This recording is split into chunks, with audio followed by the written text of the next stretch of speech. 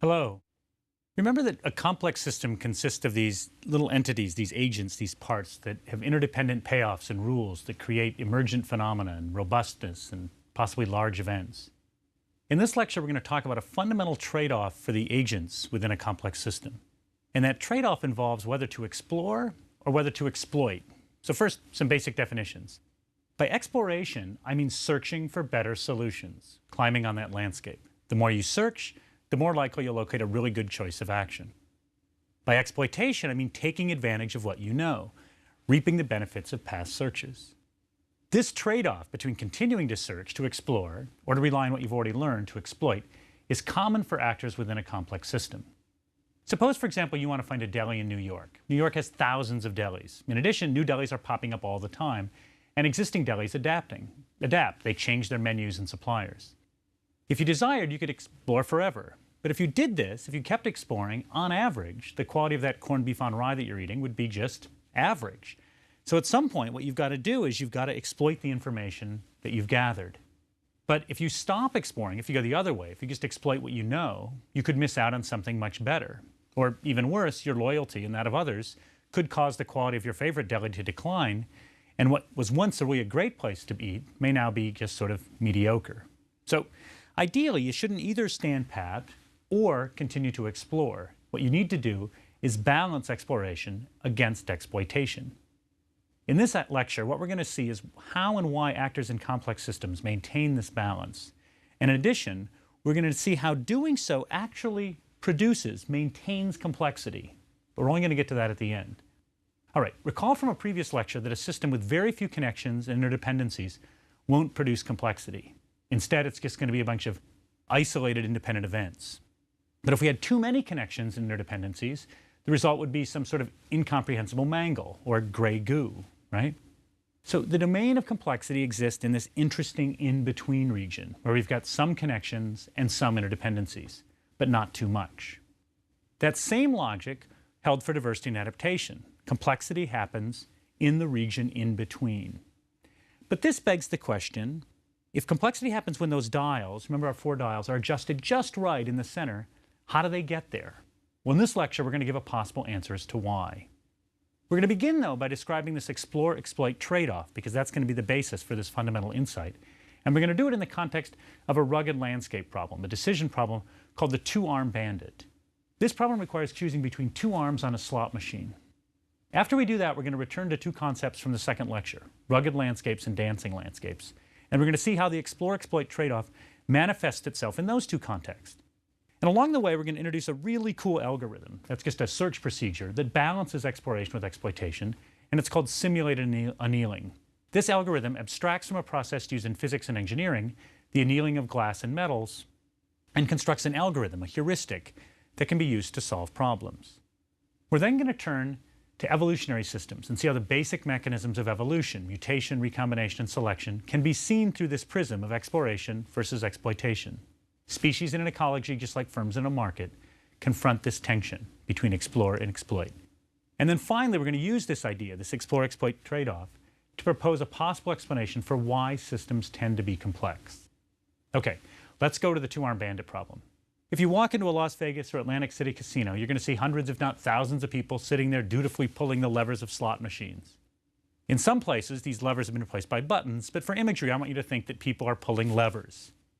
Most slot machines have a single lever, and these machines are designed so that on average you lose money. I hope that doesn't shock anyone, but they are, and hence they're called one-arm bandits. You put in money, you pull the lever, you win some, you lose some.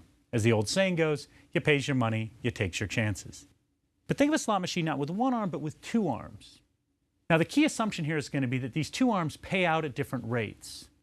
To keep this experiment simple, I want to imagine that it costs $1 to pull the arm, and the machine pays out either 10 bucks or it pays nothing. Now the only difference between these 2 arms is going to be the frequency with which they pay the 10 bucks. Now I'm going to give you $1,000 in seed money, and you've got 1,000 pulls, right, to make as much money as you can. How are you going to do this? How do you allocate your pulls across the levers? Or more appropriately, what should you do if you were optimizing? What you should do would be to take maybe the first 10 or 20 pulls and explore. So you might take 10 pulls of the right lever and 10 pulls of the left lever and compare the payoffs.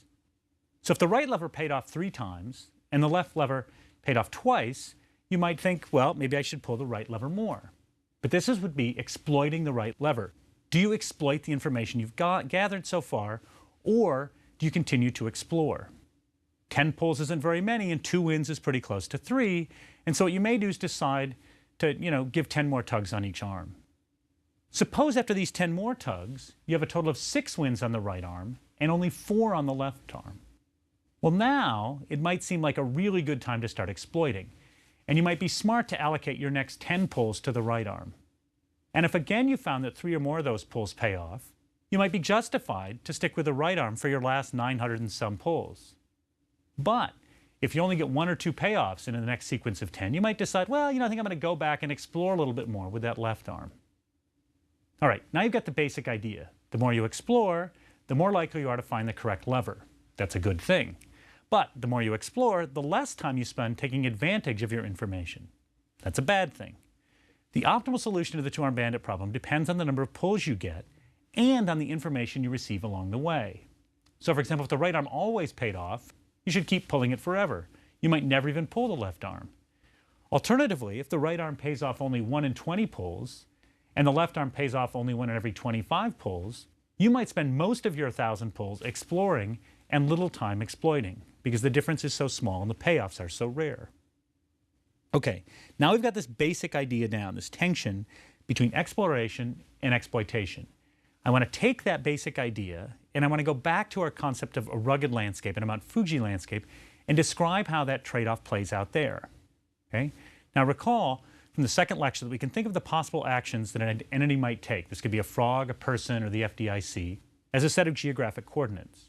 And we can think of the fitness of what that behavior is, or this would be the fitness of a species, or the happiness of an individual, or the success of a policy in terms of elevation. And this gives us a landscape. Remember, right? The landscape can be either something like Mount Fuji, it can be very simple, or it can be rugged like the Appalachians or the Rockies. So let's go back to the idea we had of a hiker climbing on a landscape, searching for some point of high elevation. The ambition of this hiker is to get as high up as possible. Okay, if time wasn't an issue, the hiker could check every point, explore forever, and then just choose the best point. That's easy. But the hiker, like us, has only so many grains of sand in his hourglass, so they're insufficient to perform this sort of exhaustive search. As the great philosopher Groucho Marx once said, "Time flies like an arrow, fruit flies like a banana." So given this limited time, given that time does fly, we can't search forever. We have to balance off exploration with exploitation. We have to learn what we can do, and then take advantage of what we've learned. The same is going to go for our hiker. He doesn't want to spend too much time searching around. He wants to get to high ground as quickly as possible. Okay, so here we've got our hiker, and let's suppose he takes his first step. He starts to explore. He's going to stay at this new step, this new point, if this location is higher than where he was before. So if his step leaves him upwards, he's going to stay there. If it takes him lower, then he'll return to where he was, because, he's worse off. Starting from any point, the hiker has 4 directions to test, to the north, south, east, and west. If any one of these 4 directions leads him uphill, he'll take it. If none do, though, he's going to stop. Recall from the Rugged Landscape lecture that this is a local, if he's at some point where north, south, east, and west are all worse, this is what we call a local peak, a local optimum. If our hiker uses this rule of only going up, and what he's going to do is he's going to climb until he finds a local optimum, and once he finds one, he's going to stop. Well, is this a good thing or a bad thing? Well, let's put him on Mount Fuji. If we put him on Mount Fuji and set him loose, he's going to clamber right up the side of the mountain to the peak. Excellent. He's at the global optimum, he's at the global peak, everything's fine. Okay, let's put him in the Appalachians or the Rockies on a rugged landscape. In this case, this search rule is going to perform really poorly. He's going to climb the first hill he gets to, he's going to stand atop that peak, and he's going to be stuck. On average, this isn't going to be a very good solution. So as this example suggests, just climbing uphill is not a very good approach to finding a solution unless the problem is really simple, unless it's a Mount Fuji. Computer scientists refer to this sort of search as a greedy algorithm. Now, as the name suggests, being greedy isn't necessarily a good thing. So what we need is we need a more nuanced search approach that's going to enable our hiker to get off these local peaks. This search approach has to do a little bit more exploring and a little bit less exploiting than the greedy algorithm. The search approach I'm going to describe is called simulated annealing. Simulated annealing is a search algorithm that was designed by computer scientists actually working at Los Alamos National Labs as part of the Manhattan Project. We're going to study this search algorithm for 3 reasons. First reason, it works. So that's a good thing. That's always a good reason to study it. Second, it's going to provide a segue into the concept of self-organization, which we're going to study in a later lecture. Third, it's going to show this sort of fan-out nature of complex systems, the idea that we're really focusing on concepts and ideas that apply widely. They fan out into a lot of disciplines. So what we're doing here is we're taking a really cool idea, an algorithm we're taking a cool idea from physics and engineering, and we're turning it into an algorithm from computer science, and we're going to apply it to people trying to find a good deli. So this is just great. It's totally fanning out. A good place to start when we talk about simulated annealing is to talk about annealing. What is annealing? Annealing is a process that's used to harden glass and metals or to make crystals. So let's suppose I've got a piece of glass or a bit of sort of preformed metal, and you can think of these as a whole bunch of little particles. That's really what they are. So this isn't very hard to imagine. And what I want to do is I want to think about how they're formed. So what I want to do is I want to introduce a stylized model of a glass or metal or a crystal, and this is known as a spin glass. So what a spin glass is an enormous checkerboard.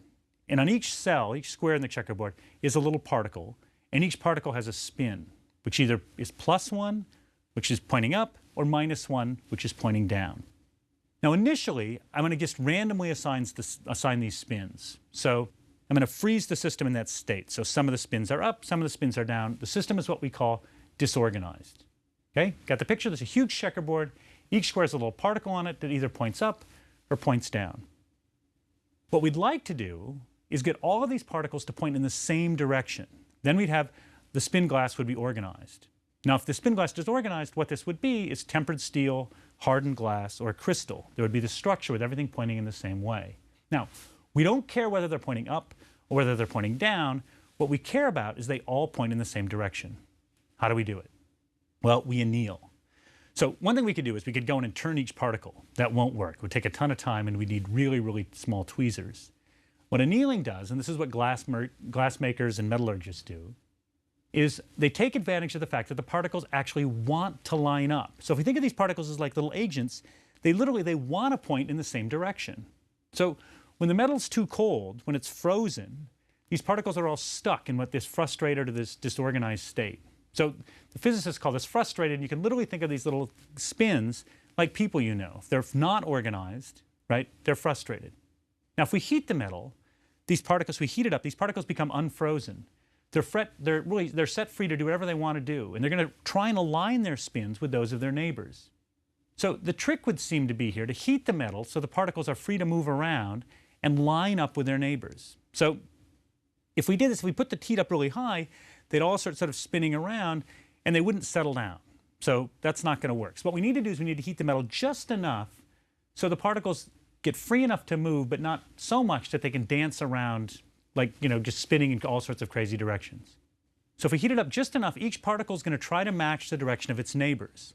And what's going to happen is locally in little regions, all the particles will align. So they'll either all point up or they'll all point down. Now, the problem is going to be this. Now we're going to have local neighborhoods that possibly differ. So we may have one region where they're all pointing up and an adjacent region where they're all pointing down. And the result will be sort of like a camouflage pattern where some regions point up, some regions point down, and this boundary is disorganized or frustrated. Now, once this camouflage pattern starts to form, what do? We think, well, we're doing pretty well here. Let's cool the temperature a bit. This is annealing. When you cool the temperature, what you do is you sort of lock in the region that's up and lock in the region that's down, right? But the particles on the boundary that are frustrated, they're going to keep flipping a little bit because they don't know which way to go. So there's still some heat in the system, so the boundary can keep flipping, even though the centers stay fairly fixed.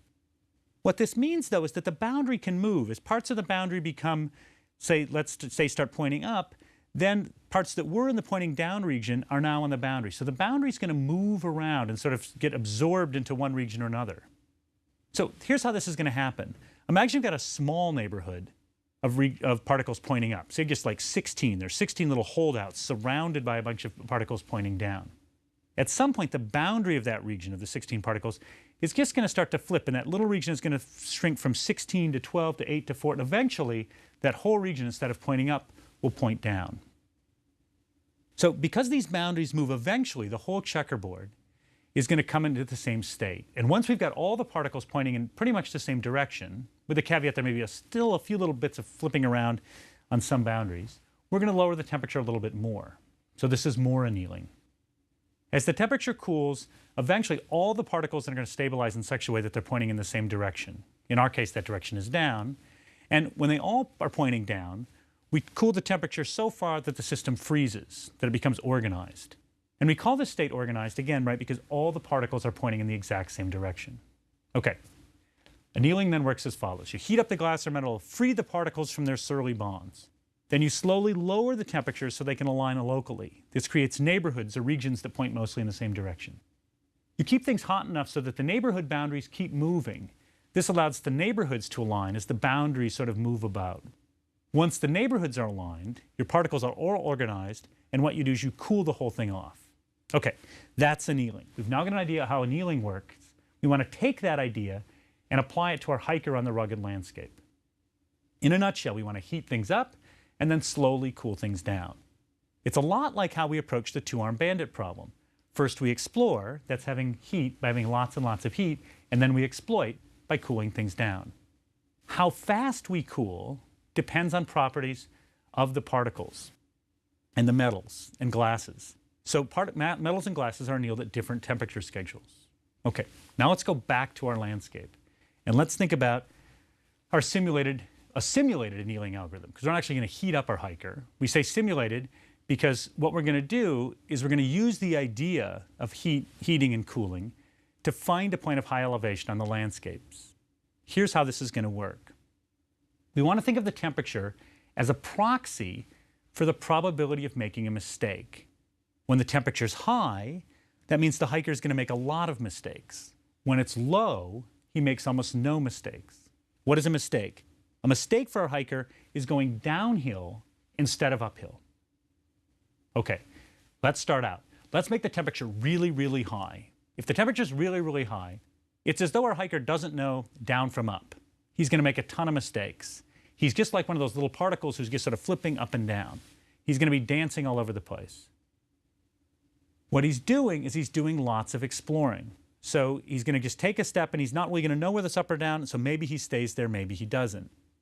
But because the temperature isn't too high, he's probably a little bit more likely to go uphill than downhill. Now what we want to do is we want to cool the temperature a little bit more. And as we cool the temperature, he becomes a little bit more discerning. So he still goes downhill occasionally, but just not as often. And eventually what we're going to do is we're going to cool the temperature all the way to 0, and he becomes sort of his old greedy self. He uses that greedy search algorithm where he only goes uphill and he never goes downhill. Okay, now we have to ask, okay, so we get what simulated annealing is. We start out with lots of mistakes, we cool the temperature, we make fewer mistakes, and eventually there's no mistakes. Does it work? Okay, well, let's look at our two types of landscapes. Let's start with Mount Fuji. On Mount Fuji, instead of just climbing up the hill like he did before, a hiker sort of roams around a bit. He mostly goes up, but he sometimes goes down. As we cool the temperature, then he starts going down more and more rarely, and he's mostly going up. So on balance, what it means, he's going to be moving up the slope. He's just not going to be running up the slope like he did before. As the temperature gets even cooler, then he starts almost always going up. He takes many, many steps up for each step back. And he's pretty much going to be near the peak after a while. Eventually, though, when we drive that temperature down to 0, when we don't allow him to make any mistakes at all anymore, he's going to get right to the peak, and he's going to stay there forever. So the result of this annealing is he's going to get to the peak. He's just not going to be as quick as his greedy self was. But the important part is that he does find the peak. Okay, now, let's put our hiker in the Appalachians. So again, we're going to start with a high temperature. He's going to explore a lot, and then we cool it a little bit. So maybe initially 55% of the time he goes up, 45% of the time he goes down. Let's suppose he's at the top of a huge peak. It'll take many steps down in a row to get off that peak, so it's not likely he's going to do it. Even the slightest drift upward will be enough to keep him not at the peak, but at least on this sort of, near the top of this big mountain. But let's suppose he's on a tiny little hill that's only 2 steps up, a little hillock. Okay, now it's very likely, because he allows himself to make mistakes, that these mistakes will let him walk off that little hillock.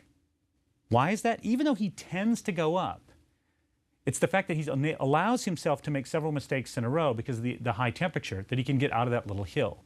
Now, over time, the errors are going to allow him to escape almost any little hill, but not to escape big mountains.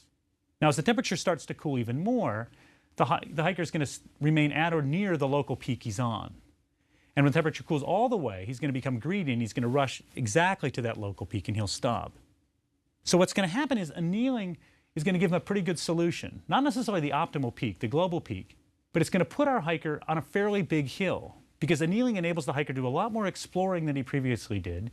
It allows him to sort of get off on one of those, any little hillock. And at the same time, the gradual cooling enables him to exploit what he's learned.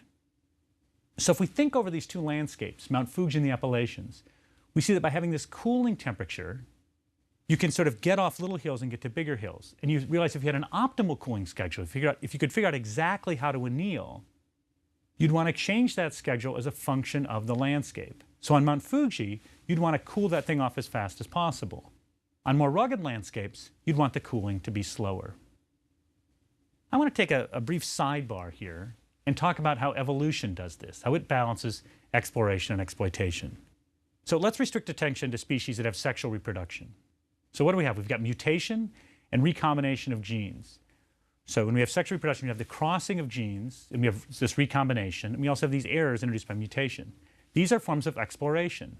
This isn't like annealing when the temperature's hot. By mixing the genes of 2 parents, the offspring can be thought of as new searches. So what we get is we get that recombination and mutation are example of exploration. Well, what's exploitation? Exploitation is just selection. Individuals that are more fit are more likely to produce. They're better solution. So a better solution to the problem of how to make a cockroach, right? A better cockroach is more likely to be in the population that gets mutated and recombined. Let me play this out a little bit more for a second. Remember back to our indigo buntings from the previous lecture. If there's a lot of variation in the population of indigo buntings, what that means is it's almost like the temperature being high. It means when those species reproduce, when those indigo buntings reproduce, there's lots of things that they can get. It's a high temperature. When the variation is low, what that means is that there's not much diversity that's going to be produced. There's not much exploration that's going to go on. That's like having a low temperature. So what evolution does is that by changing the variation in the species, it can adjust the temperature. All right, this model, the idea that genes produce fitness, is sort of a gross simplification of how evolution works. We've talked about this before, but developmental pathways from DNA to fitness depend on all sorts of factors, including RNA, epigenesis, and who knows what. Our understanding of the mapping from genotype to phenotype deepens daily. That said, what we're doing here is we're painting in some very broad strokes, and the crude picture has some value. And what that picture shows us is that evolution is confronted with this same problem of how do we balance exploration and exploitation, and how do we do this through selection, recombination, and mutation, and population variation. Okay, we've now got this basic understanding between exploration and exploitation, and we want to apply it now to dancing landscapes, to complex systems. So I want to look at a particular complex systems first in some detail, and then from there we'll draw some conclusions. What I want to look at are leafcutter ants. Okay, some background. Leafcutter ants reside in tropical or semi-tropical regions. These are farmers, literally. They raise crops. They don't raise peas or beans or corn. What they raise are fungus. Now, how do they do this? They go up and they climb trees and they cut leaves from the trees with their little mandibles. This isn't done in some sort of pell-mell fashion. Leafcutter ants come in a whole variety of sizes, and each one of these different sizes plays a different role. So once they've cut these leaves and carried them back to the nest, they've got ants that chew them. So the bigger ants first chew the leaves into smaller pieces. Then the smaller ants chew these remnants into even tinier fragments. Finally, there's these itty-bitty little ants that chew these fragments into a pulp that gets consumed by a fungus known as Gonglydia. Now, these aren't cute little colonies. They're massive productive systems. They're like giant factories. A leafcutter colony can have, 8 to 10 million residents. There are instances of leaf-cutting colonies forming what are called foraging lines. They're like superhighways, 250 yards long, right, from a tree all the way down to this nest. We'll talk about how these paths get created when we talk about emergence in a later lecture, okay? But for the moment, what I want to think about is we've got these farmer ants. And you might say, okay, what does this have to do with dancing landscapes and exploration versus exploitation? Okay, wait. First, the trees are trying to avoid getting eaten by these ants, or at least they want to limit the damage. So you've got this standard sort of co-evolutionary story going on there between the trees and the ants. But it's more complicated than that. Because you've got these ants then that take these leaves and they create a fungus. Well, the fungi the ants are producing attract bacteria. So when they build this giant fungi factory, this giant mushroom factory in the forest, what the leafcutter ants are doing is they're creating a giant food source for bacteria. They're basically putting up a giant sign, all bacteria eat here, right, as well as for themselves, right? So this diner serves both themselves and the bacteria. Well, here's the problem. Bacteria can reproduce a lot more quickly than ants. So how are the ants possibly going to fight the bacteria if the bacteria are able to explore much more quickly than the ants do? What the ants do to combat this bacteria is they've actually evolved an antibiotic line of defense. Now, how do they do this? Well, the ants, it turns out, have their own bacteria. They have a bacteria that grows on their backs, literally. And this bacteria that grows on their backs can attack the bacteria that eats the fungus.